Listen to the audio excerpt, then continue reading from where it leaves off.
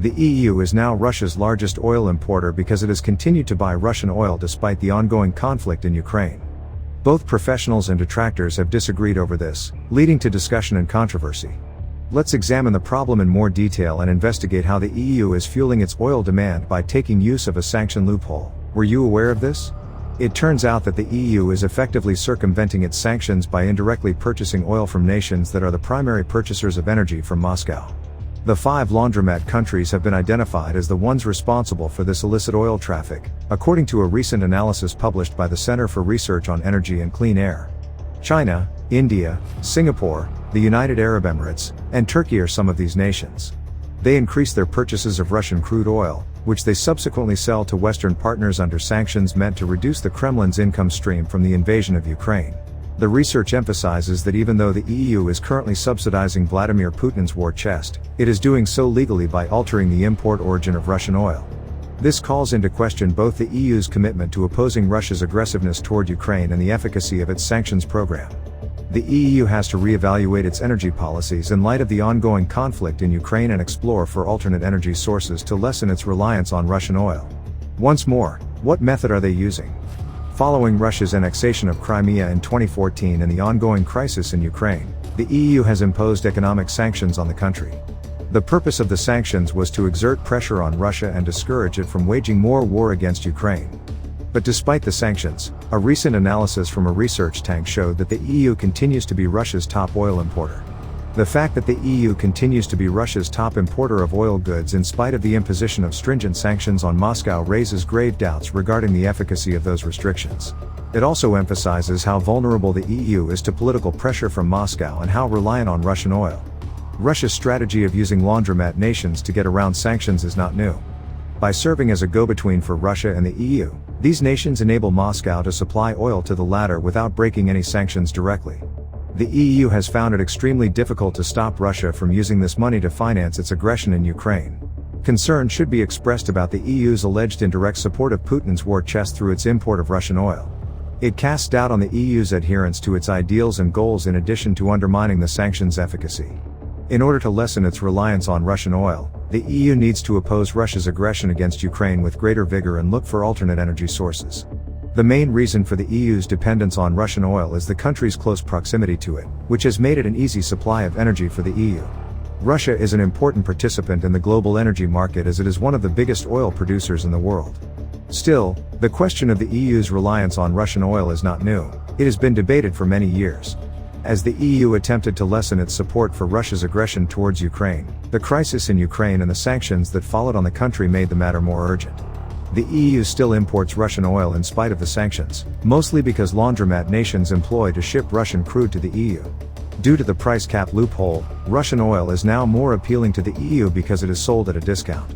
Nonetheless, the EU's reliance on Russian oil casts doubt on the EU's devotion to its ideals and beliefs in addition to undermining the sanctions' efficacy.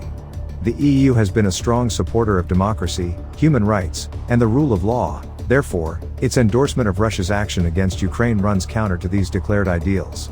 In order to tackle this problem, the EU needs to be more vocal in its opposition to Russia's actions against Ukraine and look for other energy sources to lessen its reliance on Russian oil.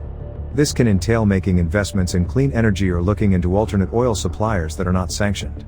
In addition to upholding the EU's ideals and objectives, reducing its reliance on Russian oil would lessen its susceptibility to Russian political pressure, which would have serious economic and social ramifications. In order to address this problem and advance its energy independence, the EU must act now. Investing in renewable energy sources, including wind and solar power, is one potential remedy that might help the EU become less dependent on Russian oil while also promoting sustainable energy practices. In order to secure alternate oil sources, the EU can also look into forming alliances with other nations, like the US. Another gap that the EU has been using to buy Russian oil has been revealed by the Center for Research on Energy and Clean Air study. It seems that the EU has set a ceiling on the amount it will pay for oil, meaning that it can only purchase oil at a discounted price. Due to the ability to sell Russian oil to the EU at a lower price due to this price cap, it is now more appealing than other oil sources. This is a worrying trend since it implies that the EU is actively looking for ways to get Russian oil at a lower price in addition to indirectly importing it through laundromat countries. This erodes the sanctions' effectiveness and gives Russia the false impression that the EU is not committed to opposing its actions against Ukraine. It is significant to remember that the EU is not the only region with this price cap loophole. Similar strategies have also been employed by China and India to acquire Russian oil at a reduced price.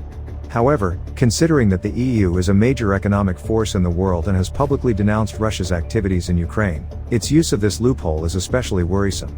As long as the crisis in Ukraine continues and tensions between Russia and the West are high, the EU needs to respond more aggressively to Russia's aggressiveness. This means looking at alternative energy sources, such renewable energy, and tightening sanctions to limit Russia's ability to fund its operations. Furthermore, the EU must ensure that Russian oil isn't purchased through the price cap loophole. Opponents of the price cap loophole claim that it diminishes the impact of sanctions imposed on Russia and provides a means for Russia to transport oil to Europe.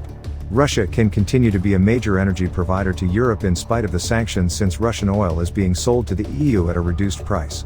By taking advantage of this loophole, the EU continues to rely heavily on Russian oil, leaving it open to political pressure from Russia. Russia may seriously disrupt the European energy market and raise energy prices if it were to limit its oil shipments to the EU. This would have detrimental effects on the EU's economy and society. Furthermore, Russia has a lot of political clout over the EU because it is one of the EU's main energy suppliers.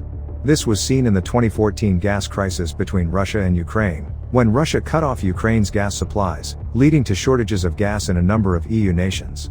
This demonstrated the EU's susceptibility to political pressure from Russia and compelled it to step in and arbitrate the conflict. The European Union's dependence on Russian energy raises environmental issues in addition to political pressure. Numerous environmental catastrophes, such as oil spills and gas leaks, have been linked to Russia's oil and gas sector. Due to its ongoing reliance on Russian oil, the EU is essentially endorsing these actions and accelerating climate catastrophe. In conclusion, there are a number of complicated and contentious elements involved in the EU's import of Russian oil. However, the EU has been able to buy oil at a reduced price thanks to the usage of laundromat nations and the price cap loophole. Concerns over the ecology, the EU's reliance on Russian oil, and the efficacy of the sanctions have also been brought up. Furthermore, some contend that the price cap loophole weakens the sanctions and gives Russia a way to continue exporting oil to Europe. Due to its reliance on Russian energy, the EU is also open to political pressure from Russia, which might have serious negative effects on the economy and society. In order to uphold its beliefs and ideals and resist Russia's aggression against Ukraine, the EU must thus take proactive measures to address this problem, lessen its reliance on Russian oil, and investigate other energy sources. What are your thoughts on Russia, and do you think they can collapse the EU and the US economy? Let me know down below. If you want to continue to learn about business investing and financial education, we have got this video waiting on the screen for you to check out. Don't forget to give this video a like and subscribe for more videos like this. Thank you so much for watching, and I'll see you in the next one.